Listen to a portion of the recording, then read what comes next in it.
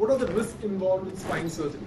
देखिए, spine surgery, आप किसी भी सर्जरी में रिस्क इन्वॉल्व होता ही होता है। जैसे फ्लाइट भी अगर आप लेते हैं यहाँ से किसी दूसरी जगह जाने के लिए, तो एरोप्लेन में एक्सीडेंट हो सकता है, बट अगर आपका पायलट अच्छा है, आपकी फ्लाइट अच्छी है, वेदर अच्छा है, आपके सिस्टम सारे काम कर रहे हैं, तो उसके होने के चांसेस ऑलमोस्ट ना के बराबर है। और ऐसे ही स्पाइन सर्जरी में भी रिस्क इन्वॉल्व है।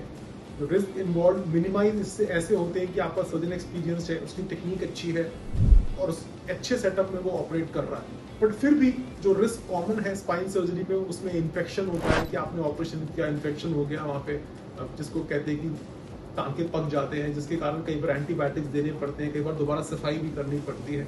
दूसरा रिस्क ये होता है कि कोई नस पे इंजरी हो गई ऑपरेशन करते समय, जिसके कारण से पाँव में कमजोरी आ सकती है और नमनेस, पैरासीजर्स रह सकते हैं।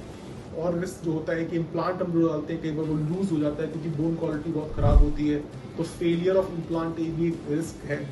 उसके अलावा कुछ जनरल एनेस्थेटिक रिस्क होते हैं कि जैसे एनेस्थीसिया के समय बीपी ऊपर नीचे हो गया या फिर किसी कारण से कि वेंटिलेशन में फर्क पड़ गया, तो उसमें कई बार स्ट्रोक हो सकता है, माइक्रोल इन्फाक्शन या हार्ट अटैक ऑपरेशन के दौरान आ सकते हैं। ये सब थोड़े बहुत रिस्क होते हैं सर्जरी में, बट अगेन अच्छी जगहों में अगर कराएंगे तो इन सब के चांसेस बहुत कम होते हैं।